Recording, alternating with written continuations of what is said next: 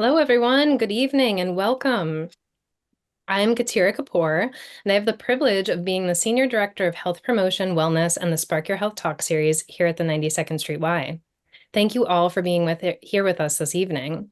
Spark Your Health is joined tonight by author and journalist Lucy Jones and licensed psychologist and somatic experiencing practitioner Helana Vissing to explore the concepts of matrescence, the profound process of becoming a mother and all that comes with it, from the physical, emotional, and spiritual changes to cultural and societal expectations.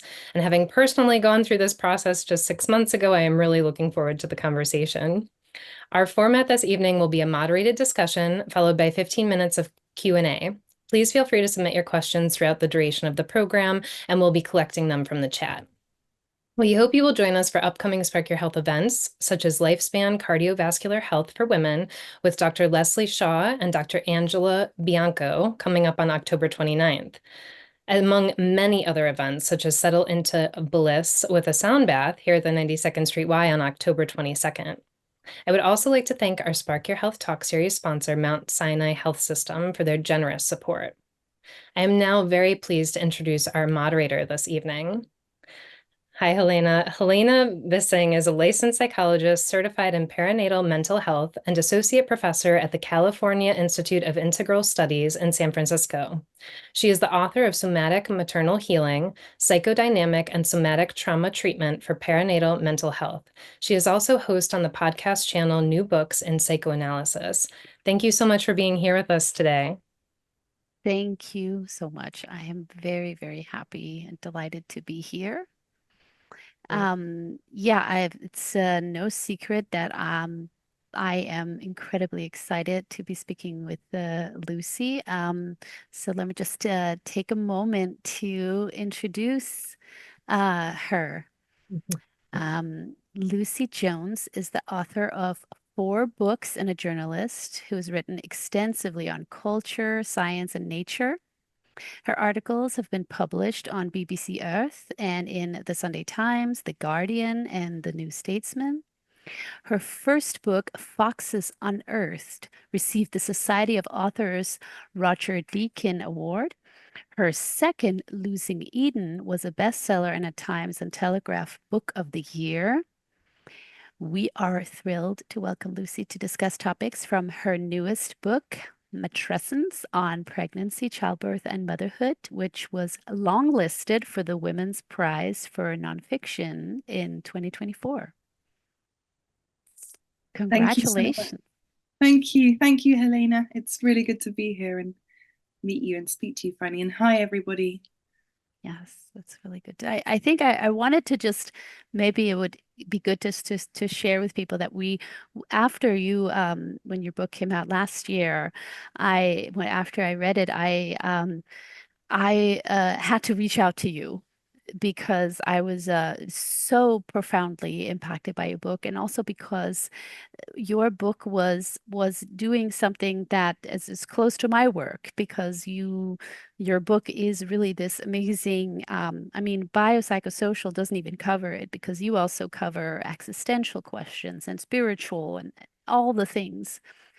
And I was writing myself a book also with that kind of approach, but for a bit of a different audience, for a professional audience. So I wanted us to talk about this approach and the uniqueness of your work, or the project of the book, because of course, I specialize in studies on mothering and perinatal mental health. So I was very familiar with all the concepts in the book. I mean, you go deep into, you know, psychoanalysis and biology, quantum biology, and you really go deep. And I was very familiar with a lot of the concepts, but at the same time, I was really struck by all the things you present in the book offered me something very new and eye-opening. Um, and because you go on this journey, and there's one book from quote I think really captures this project, because you say, "I began to interrogate my attitude towards motherhood."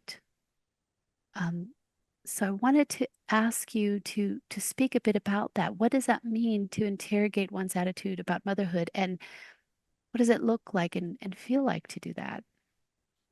Sure, thank you. It's such a great question, and thank you for your kind and generous words.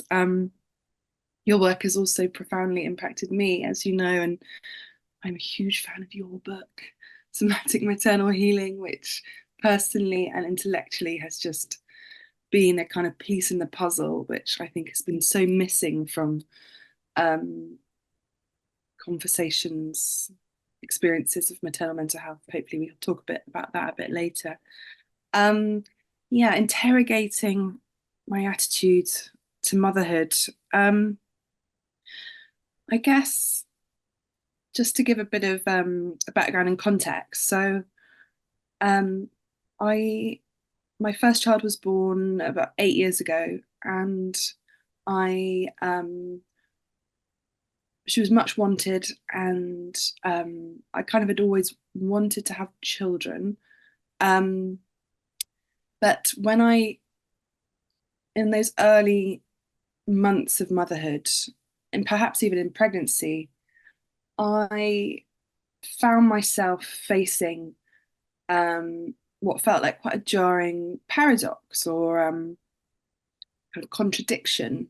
And I guess it was between, this sense that I knew, and I'd done a kind of 1 year of studying to be a psychotherapist, and I knew that maternal care was really important, and that um, you know my role, my job, my work, this is what I predominantly was feeling, was the most important factor in her life. And this is how I was thinking at that time.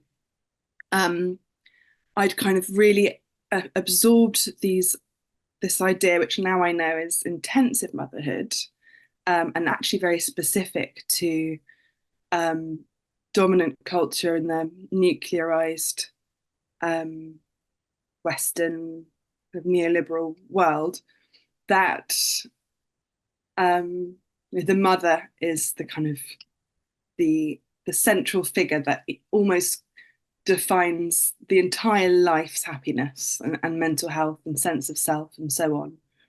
So I had this sense of the huge responsibility and importance of that, both socially influenced, but also um, biologically. I was wanting to care for and protect and nurture my child.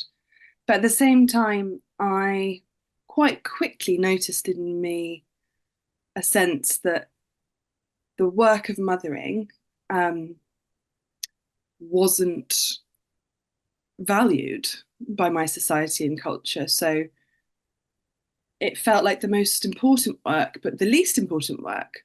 So, for example, in my professional world, I sometimes felt I had to kind of hide the fact that I had children or any sign of birth or pregnancy. Um, it wasn't kind of productive in the real sense, in our late capitalist economic system. So I guess part of the interrogation was trying to make sense of these kind of clashing feelings in my attitude towards motherhood, that I felt it was both incredibly important, and also had this kind of sense in my neoliberal cells that I needed to get back to work as quickly as possible.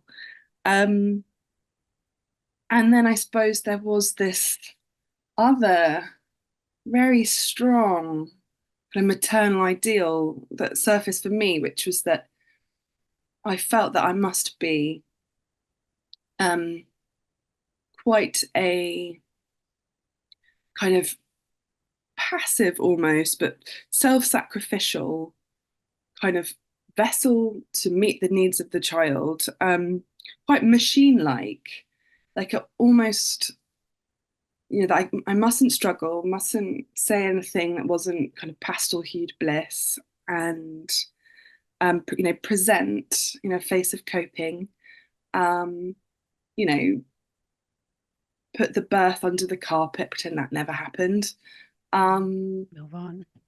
and kind of essentially deny my selfhood. So I had this very strong like impetus to kind of to think, okay, I'm me as an individual is over now, and now I must serve, my mothering role in this really intensive way.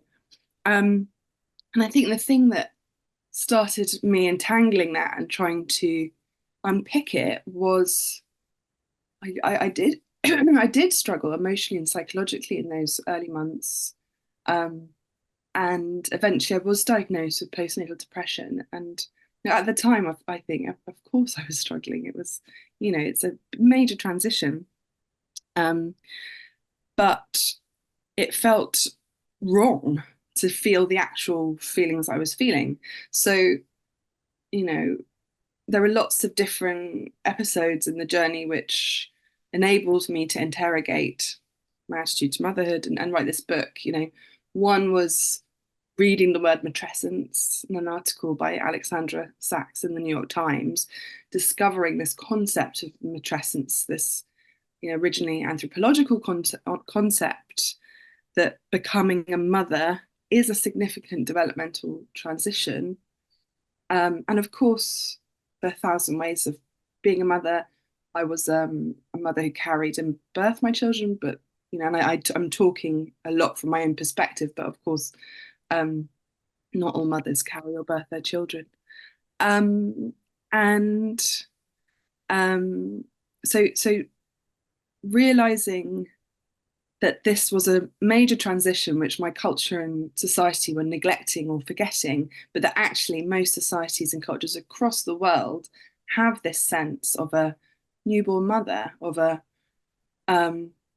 it being a transitional moment, which means that the mother will probably need systems and structures of care, rituals, perhaps to acknowledge this existential moment and to care for her as well as she's caring for the baby.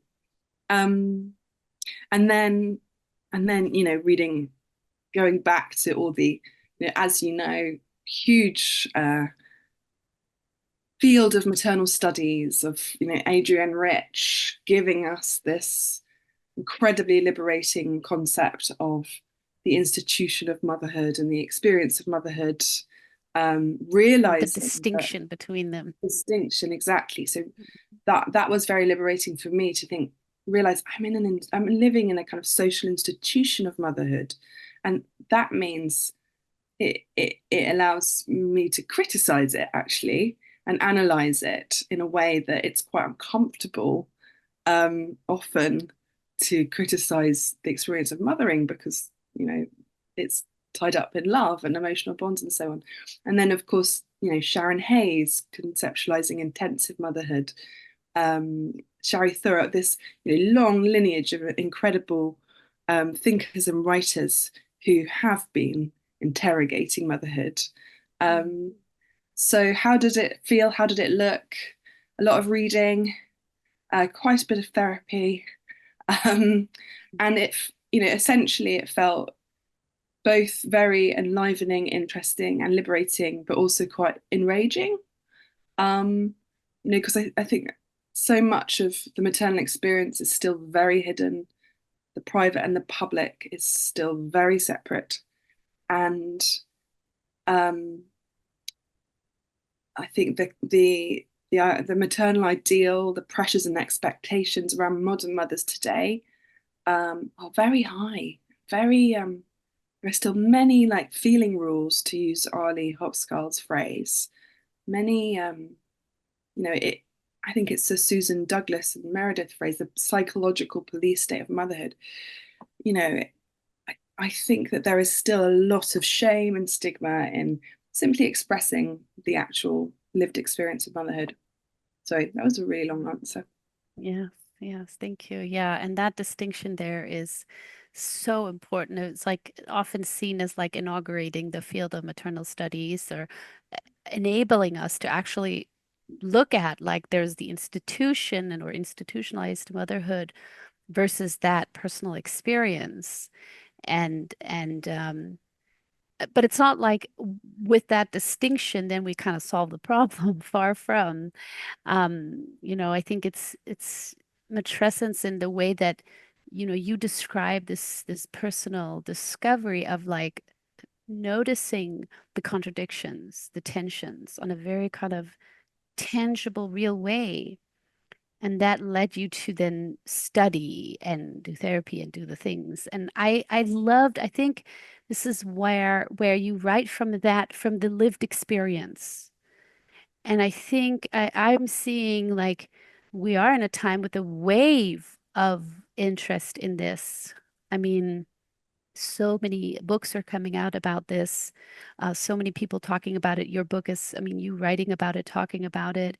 People there's a real thirst for this conversation. And I think what's so important here is that your book really captured that lived experience, and there's a hunger for that, and not so much, or not as much for a hunger for like the maternal studies, like within the fields of like the different expertise, right? And I think that's so important. And I think that's why we, in the different professional fields, we need to bring to the forefront that the journey and the process of the lived experience. So I think that's very uplifting and important. And I wonder how you've experienced this because you did an enormous amount of research. You talked to several of these people in the field. I mean, you and I connected. I'm also, working professionally with perinatal mental health. Like that's been fascinating. What do you experience with this kind of exchanges, cross-pollinations? Yeah, I think it's it's interesting that you, yeah, pick on the up on the lived experience element. The book is predominantly memoir, and of course, it's not a book about. I'm an expert in my own matrescence. I'm not a matrescence academic or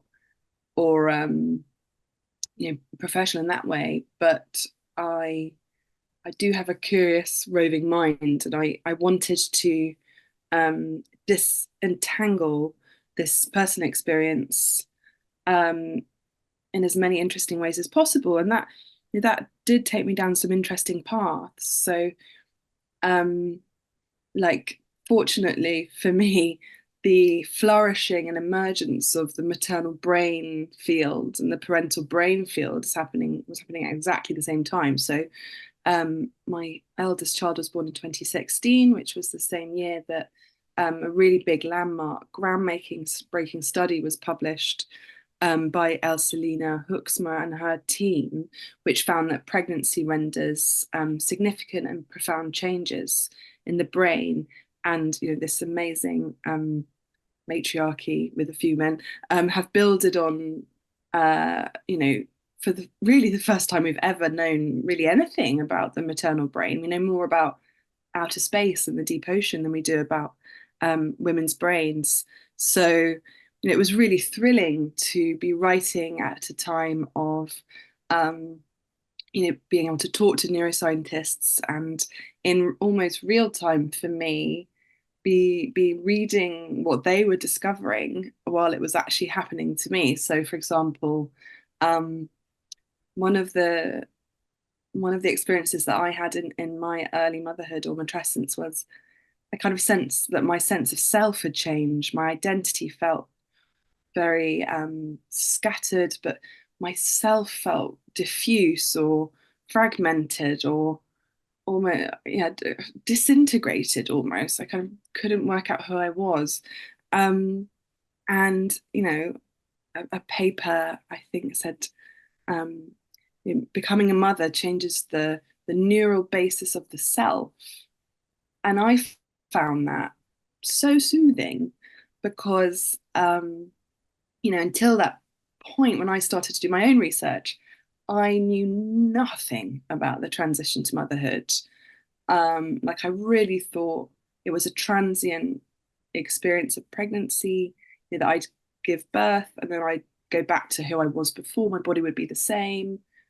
Um, I had been in recovery from addiction for quite a long time. I'd had depression, anxiety in the past, but I was really well. I really didn't expect to face mental health problems and depression, anxiety again. I knew nothing about the brain changes or actually how seismic the endocrinological changes are of pregnancy.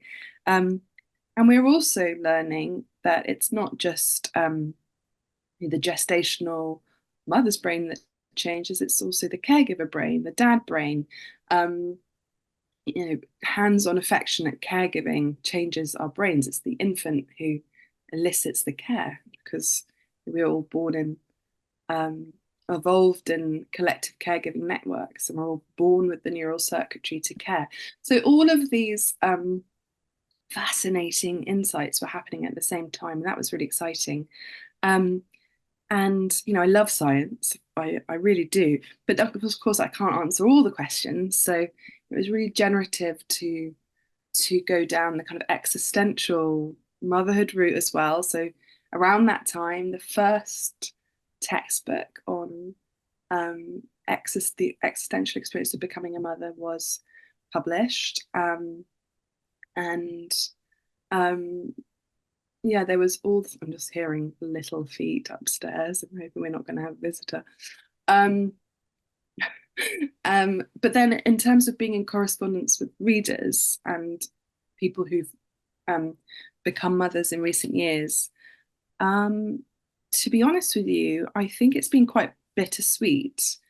I didn't realize how, although I'd read the statistics about the maternal mental health crisis, I'd read the studies about how, that postpartum period is the most dangerous period for many women, and how the plasticity of the brain renders it sensitive to severe stress. I always at the back of my mind had this kind of sense of, but maybe I'm just really oversensitive, which is what I've often been thought of as, or too, just too intense about this experience.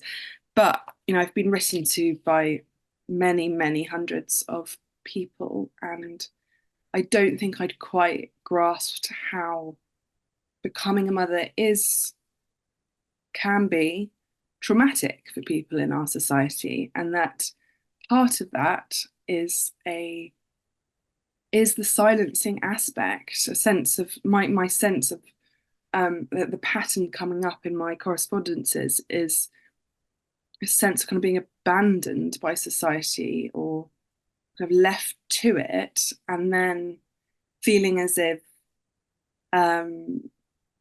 being unable to express or articulate the many myriad aspects of the experience, and that being kind of profoundly chilling for a lot of people. Mm. Yeah. Yes. There's so many things there you're bringing up. I mean, just with the piece about trauma, I think what we're living in a time of really reckoning with the way that trauma impacts us on all levels of existence. And we need to really bring together like what we know about how trauma impacts us on all the different levels, right? There's really this integration happening. And I think, I mean, that's, for trauma as well as for matrescence as a whole. And actually, as you were just talking and describing your process, I think I'm just like really helping me really solidify like why there was such a profound experience to read your book because um you know all the knowledge even as it's emerging from biology and neuroscience or psychological theory, psychoanalysis, social psychosocial studies that I had actually been studying that a lot, also before I had my first child and certainly after. But there's something, this is part of the way our fields are set up, is that these different kind of disciplines they're often very siloed. And there is also a lot of with the way the institutions of like academia, research, all that. Also, sometimes there's some gatekeeping and it's hard to kind of bring the pieces together. And one of the things that you do a lot is like when I was reading it, I got the sense, like, I understand you're like a writer and a journalist, but I get a sense of like, when I was reading, I was like, you're kind of an like amateur biologist, aren't you? Like, you're not a formally trained biologist, but you have an attitude of being a biologist. Just like you also have, you can say, maybe you're not an academic matrescence scholar, but you're an amateur maternal studies scholar, right? So the way that, for example, you bring in like, because STEM is usually so like far from, and I've studied a lot of STEM, and in my schooling, educational history, but it was so removed from like the personal experience of what you go through in life and with matrescence. So I think that's what's so powerful is this like bringing together different disciplines and perspectives and knowledge from different disciplines. And what is it like to really embody that knowledge as you're going through life transitions like matrescence? I think it's just so powerful. Like I will never have the same view of biology as after reading your book because you kind of you really show how um I don't think we can talk about biology and that whole all the fields of study of with biology without also talking about matrescence in the sense of like how does life come about and how does life originate. So how was your experience of that piece? I mean, right from the first page, like you bring us into your field studies. Yeah, thank you. Yeah, I think there's a couple of things to say there. I guess um, you know, I found you know, by background, I am, I suppose, predominantly a science writer and a science journalist. Um, and when I had my first kid, I was so shocked by the lack of evidence-based information and the amount of kind of ideology and myth to do with many aspects of the maternal experience, from like the misnaming of pregnancy sickness and nausea as morning sickness, um, to a lot of unevidenced information about breastfeeding and birth, to a kind of disavowal of the physical and psychological experience of becoming a mother, in kind of reducing it to kind of the baby blues on day 4 or 5, or postpartum depression, with very little information about the other mental illnesses that birth and pregnancy can precipitate, or postnatal anxiety, and the detail about what it means to expel the placenta and how that affects your, like, it's the biggest endocrinological drop ever. um and I guess that for me, science, having been brought up in a very, quite an extremely religious upbringing, um quite anti-science in some ways, science makes you feel safe. I feel Yeah. like it's a way of kind of being on kind of quite safe ground. Of course, it's not perfect, but particularly in motherhood, where you have these, maternal is doing so much heavy lifting in our society. It's like this kind of site of so many projections and anxieties and ideas and fantasies, um, that it's quite hard to see it clearly. So, um, I found it really interesting to take that kind of scientific perspective. And then, yeah, I mean, I guess I am like a frustrated biologist or zoologist. One of the, like, probably weirder things that I did in my research was to swab my armpit bacteria and look at it under my microscope, So I got really into microscopy in lockdown, and Mhm. I just had this sense that in my early motherhood, I smelt differently. Um, and also, I was thinking a lot about how, like, my concept of an individual had just been exploded. You know, this like idea that I had that I was like this individual self um, had shattered. Partly that was also learning about microchimerism, which is so interesting. And just briefly, so this is the work done which has found that um, cells cross the placenta between the fetus or baby and the maternal body or birthing person. And when they're born, the cells remain in the body.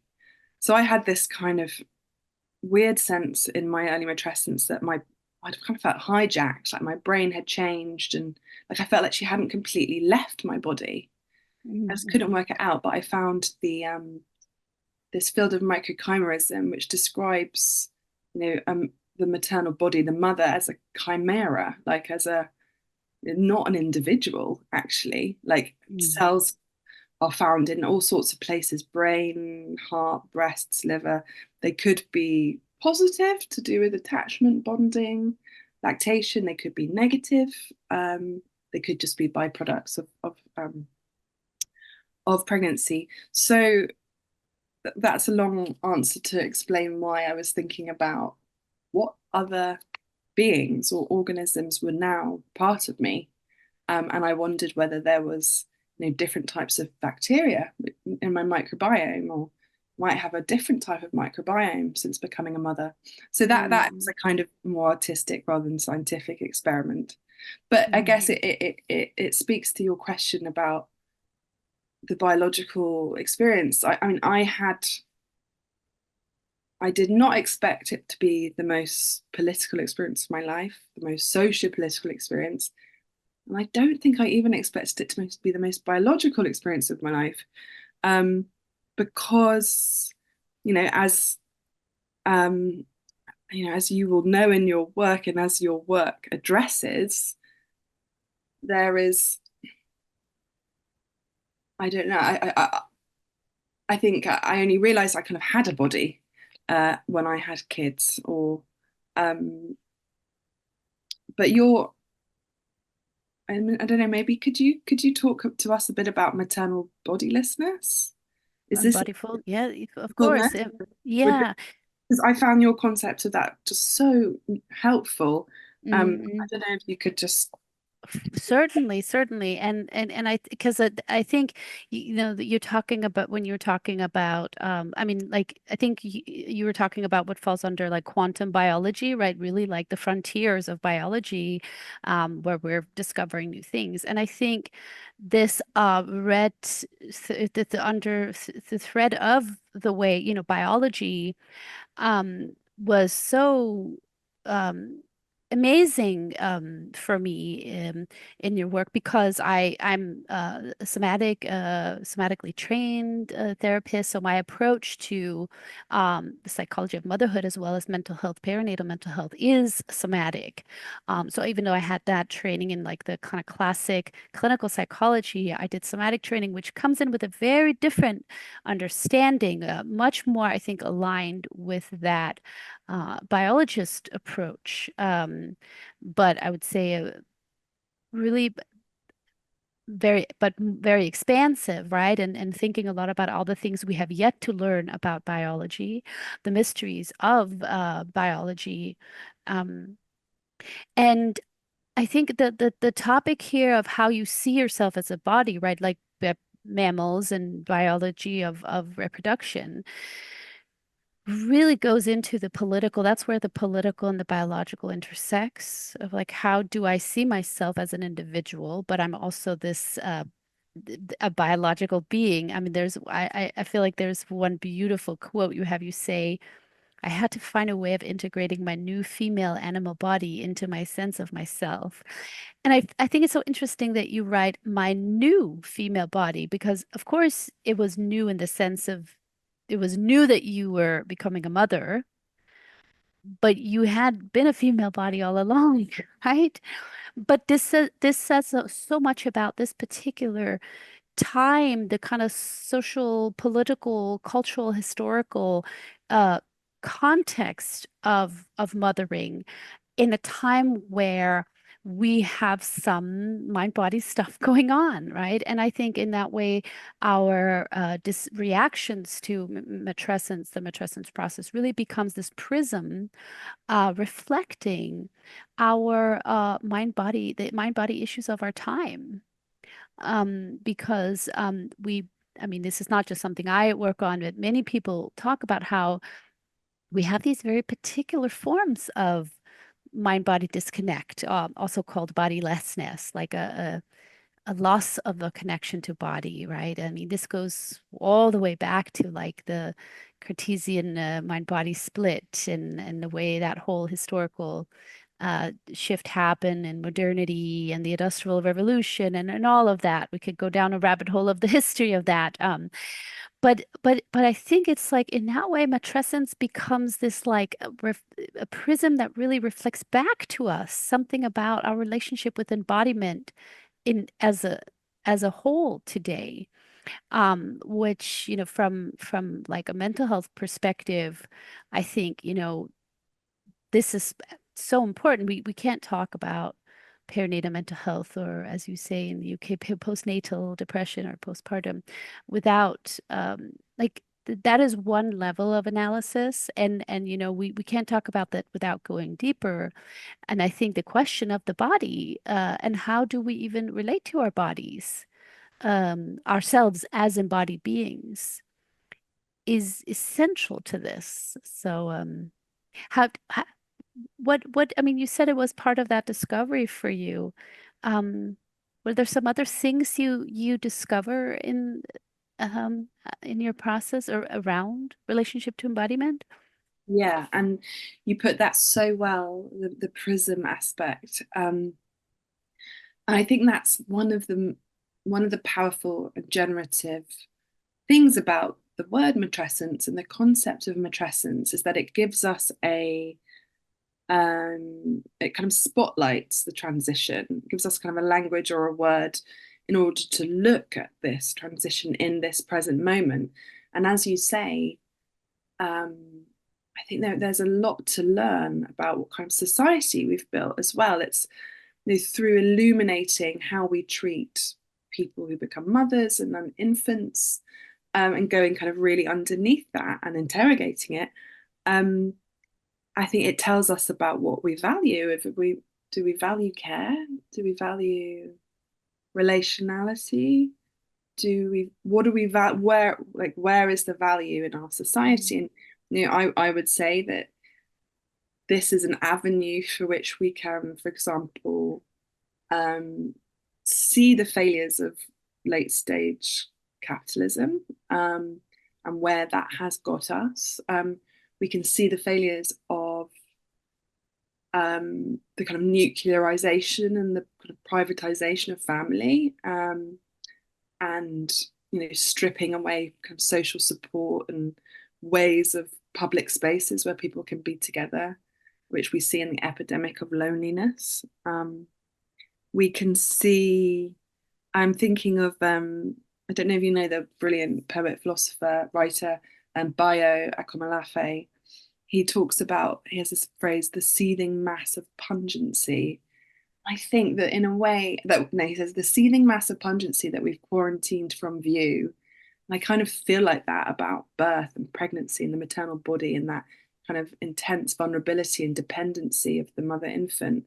That it is, by quarantining it from view, by hiding it, uh, we we can pretend in our delusions that we are independent and that we are not interdependent, and that we are kind of these separate units and atoms that don't really need each other, um, by the kind of logic of neoliberal capitalism and, you know, post-enlightenment Cartesian dualism, all of these stories and ideas that we've inherited, And I think there's probably, you know, as you write in your book about how this transition is a unique opportunity for healing wounds, Yeah. personally. And I didn't really realize that until I read your book. Your book is fantastic, and I wish I'd read it and spoken to you before I read my book, because wrote my book, because it's just everything. And I think that's, you know, potentially true about healing certain um, ways of inadequate ideas that don't serve us anymore. Um, I and just going back to what you were saying about you picked up on the new female body idea. Again, I don't think I'd realized until reading your work. You know, you have this phrase, you know, in this transition into motherhood, there is the nervous system expansion. There is this expansion of the nervous system.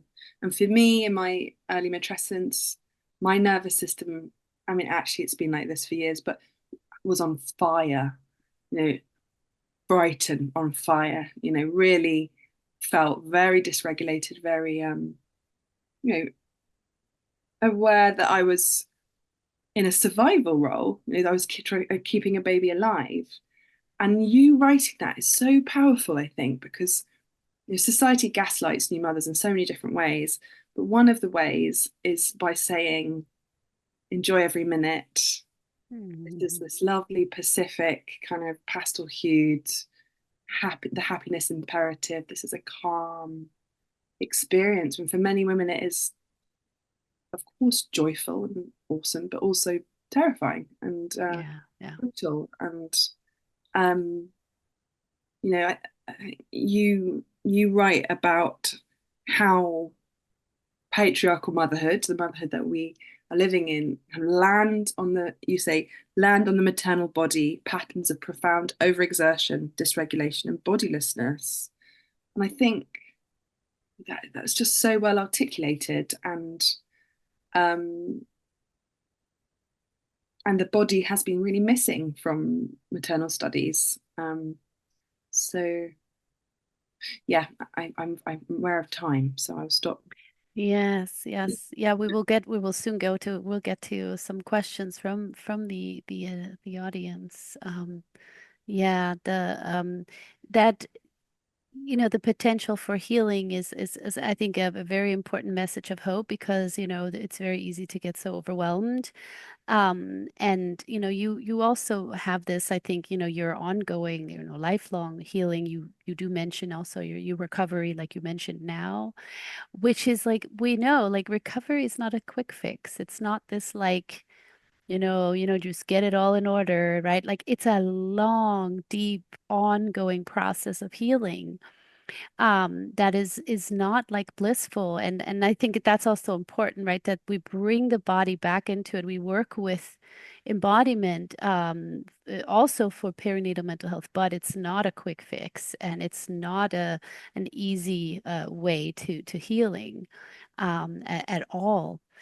It's a very slow, long process. But, like, I think the first way to bring the body into it is like the experiential, just really putting that at the forefront. Like, you write a lot about, like, going out in nature and just being really present to that experience. And like that, like, that's like that bigger phenomenological tradition, right? Of, like, actually putting that at the forefront, and valuing um experience, that you really write close to that. So I think that's something we that's a very important piece to start with, because it's so easy for all the different research and studies about motherhood, also perinatal mental health, is like to get very theoretical and heady and technical, as opposed to tangible, real, like, felt in the here and now, in the body. I I think actually we have we now that we'll do some Q&A. So I will read it. We have a couple of questions, so we'll discuss together. And we have here a question. Can you talk about how we can lessen the feeling of guilt when we practice self-care or pursue goals outside of parenting? How can we push past this feeling on a day-to-day basis? The That is guilt is a big such one. a good question, and one that I'm addressing, trying to think about in my daily life. I think that some of the things which help me is kind of accepting that there probably is going to be a uncomfortable feeling of guilt, and going for the walk anyway, or going for a swim anyway, or whatever. Um, Also, what I found useful and to research and write about is kind of entangling and interrogating this idea that we should not have goals outside of parenting or not look after ourselves. Um, and I guess one of the things which feels quite radical to me in trying to kind of define motherhood in my terms is wanting to show my children the importance of rest and being. Um, I feel like if I'm not working, I'm wasting my time, as I think many kind of older millennials who grew up in the 90s and noughties probably do. But I don't want my kids to feel like that. I want them to just live and be okay to rest. So that often influences, gives me some ballast to try and chill and go and do my stuff a bit more. Um, Another thing is, you know, like we were mentioned, talking about the kind of nervous system. Like my experience of parenting is that I feel that it lands on my nervous system a lot, and I'm learning to. I need to do things to kind of regulate my nervous system, or like I have a hammock in the garden, or just go and lie in it, or going to the woods is really important for me. And seeing that as a kind of thing that needs to happen in order for me to be well in the home Mhm. is helpful. Helena, I bet you have some good answers. Yeah, I mean, you're bringing it back to this, what we started with interrogating, your relationship to motherhood or mothering. And I would also say that, like, because guilt is a lot of different things, right? We often talk about mommy guilt or parents dealing with guilt, but there's a big difference between like your guilt, like what is that context of guilt for your own very unique journey of where you are in terms of your work, professional life, and family life, and the constellation of that, where you are in that. There's the particular guilt of like the guilt towards your firstborn when you have your second child, which is this, like guilt is a lot of things, right? And I think as you do that interrogating and looking like, what is this guilt part of? And if you like like give yourself that self-observer distance of like, where is that guilt in that whole scenario of like the intensive mothering ideology and the culture that I'm exposed to and my own experience and my own history with guilt in my life, my relationship with guilt. And then I think, and again, this is also with a bit of a somatic approach, is that well, how is it moving through you? How are you moving with it? Because the problem with guilt is not when it's momentary, because momentary, there can be elements of guilt that can be adaptive, but it's if you get stuck in it and like you say, it lands in the nervous system. So like having experiences of guilt, well, how do you process it? How do you work with it? How do you have the conversations with partners or make arrangements in your life? If you feel guilt about having been away from your child, right? What is that experience of then coming back? And then really like, oh, I was away at a conference. I came back. I was with my daughter. I would like, I missed you. We sat together. I had like, okay, I'm going to do this now. And then really feeling the guilt dissipating, right? Like it has to be like we often think that like things like guilt or anxiety or worry or whatever it is, depression, like that we have to fix it on a mental level. And although we can do a lot of work on the thinking level, like it needs to be a felt experience.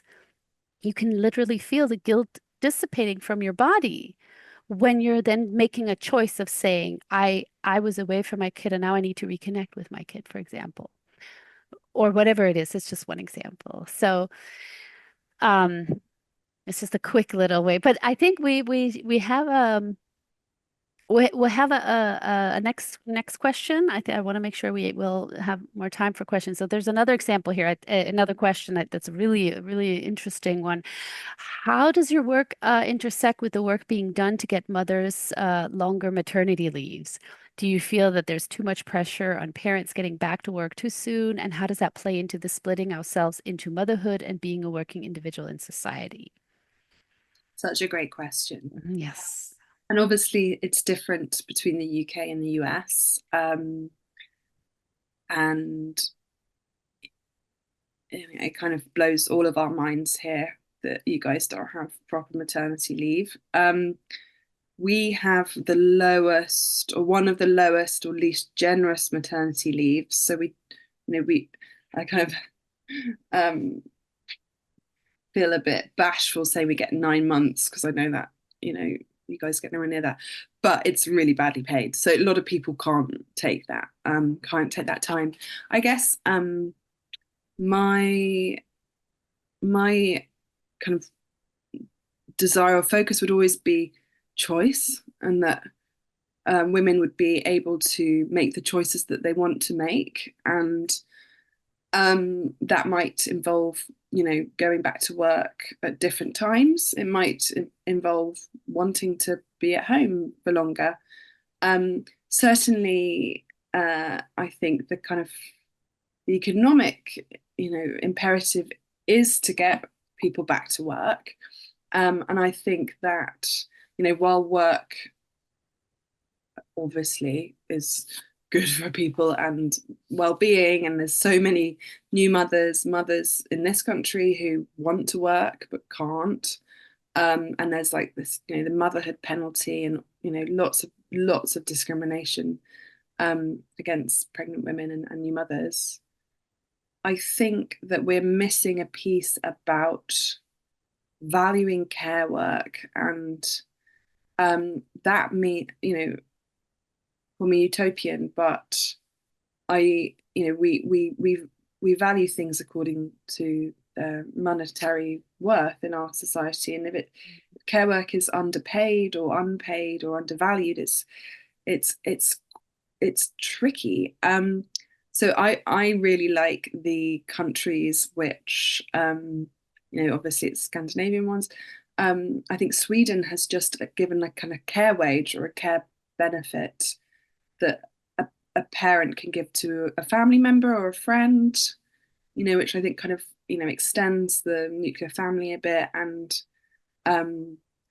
allows other people to care as well. I found it really difficult going back to work with quite a highly sensitive baby, and finding kind of childcare very confusing, very tricky, this kind of knowing what to do, etc. And like impossible equation that just will not be solved. yeah, exactly. And I mean, I'm all for kind of structural systemic economic change, really. But I know that's not going to happen overnight. I think I really hope that in the US you guys will get proper maternity and paternity leave as well. What about you, Helena? Will you come in? Yes, I mean, I think it's I we need to have like the very tangible advocacy work, and there are many people doing this that are doing amazing work on a very kind of a real activism grassroots level. But I think like this work, the work you're doing um is I think we have to really don't underestimate the importance of these conversations where we're writing the books and like in the poetic sense, creating, literature, nonfiction or memoir and the conversations, because that's where it starts. The more people today know about this stuff, and in maternal studies, and like the how it's so unfair, the more they will start to question and, like we say, interrogate. That is what ultimately is going to end up in real political changes, right? Where eventually there will be changes and politicians and programs like making those changes. I mean, even just 10 years ago or 12 years ago when I had my first child, or 15, 20 years ago, there was not the same awareness of this. So I'm pretty optimistic in a way, although I know it's going to take a long time. This is a long transition. I actually grew up in Denmark, and I know the Scandinavian model intimately, and it's very, very solid, and it's as it should be. You get a year maternity leave, and it's also just as important is that childcare is affordable, or pretty much affordable, because it's subsidized, which is a huge thing too. It's seen, and it's not free, it's taxpayer funded. It's seen as like a collective investment for the infrastructure of society, which is important to frame it like that, right? It's not this free benefit you get, so you got to be grateful. It's like, no, this is something we are investing in as a society, that I hope one day the US will also do. But I think like it's a slow process of like um having this awareness so that you can ask the critical questions. So we can really challenge when people are saying like, oh, whatever kids you're having, it's your own private business. Well, show me someone who's not making money off of making a living on other people, and where do those people come from? They come because someone else gave birth to them. Like it's like that's like such a blatant thing, and yet it's still allowed for people to talk like that. So I think, Yeah, I I see a think correction between the work there. you put that so well. I so agree. And it's interesting, I think, in this present moment, how culturally quite strong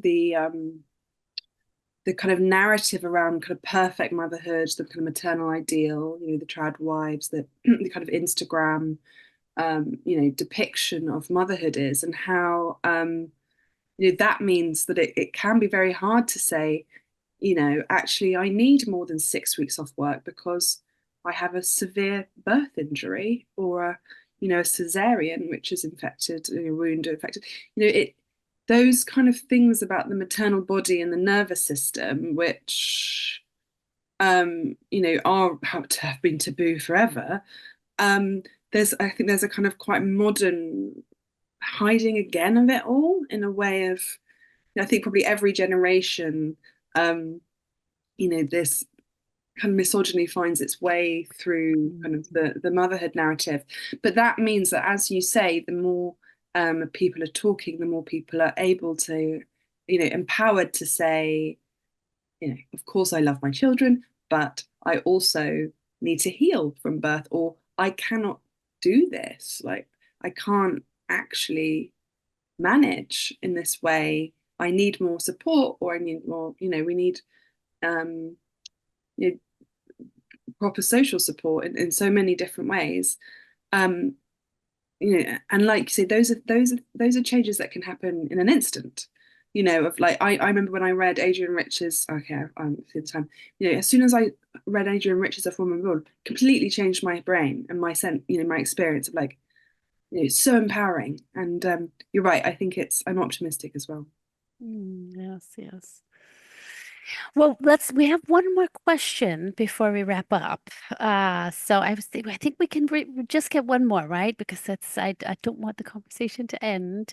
Um, so curious to hear your thoughts on societal pressures surrounding natural birth. How does this impact mothers either pre or post birth? Okay. Difficult question. Difficult question to answer. Really, without simply basing it in my own experience, I think, because birth is so big, people have all sorts of different experiences. I will say that my sense and what I have absorbed in my matrescence, and this is one aspect of how birth happens in our society, is that women feel that they have to have a certain type of birth, and if they don't, it doesn't work out like that. They feel that they have failed. And I think that is one example of something which is happening, which is incredibly cruel, to start your motherhood journey and to feel that your body has failed. I Yes. think Yeah. there's something really dark about that. And of course I see, this is so complex, but I think I'll end on that, and maybe Helena will, you'll come in. Yeah, that's again, that's that those messages from, the institutionalized motherhood, or this idea that you can fail, your body can fail, right? Something that is so difficult as birth, as a process, physical process. It's such, it really shows, reflects the harshness of this, the pressure on women, right? And I think what's I just want to say, just I had my first child 12 years ago, where I think, and I was in Los Angeles, West Los Angeles, where the natural home birth, like it was at its height. And already now I see, like, it's shifted, it's changed, cooled off a bit. And I see, different conversations, more nuances, and a little more, you know, yeah, so I think, and that's really shows how some of these things comes in waves, like what is the rage of the time. And the important thing is to really be critical about, what does it look like to feel empowered and cared for and have dignity that could be in the so-called natural birthing practices that have been very important to challenge some of the very dehumanizing practices of medicalized obstetrics. But you can also have very empowered experiences within obstetrics, right? It all depends. So yeah, I'll leave it at that. Well, thank you both so much for being with us tonight. Lucy and Helena, it has truly been a pleasure, and for taking us on this journey with you. I absolutely recommend checking out Matrescence to go deeper with the content. There are a lot of areas that, we just didn't have time to get to this evening, but thank you again for having this conversation, starting this conversation, and we hope to keep this conversation going. As you mentioned, that's a part of that. This whole process is us just talking about these experiences that we're having with motherhood. So thank you again, everyone, for joining us, and thank you for your time, and stay well.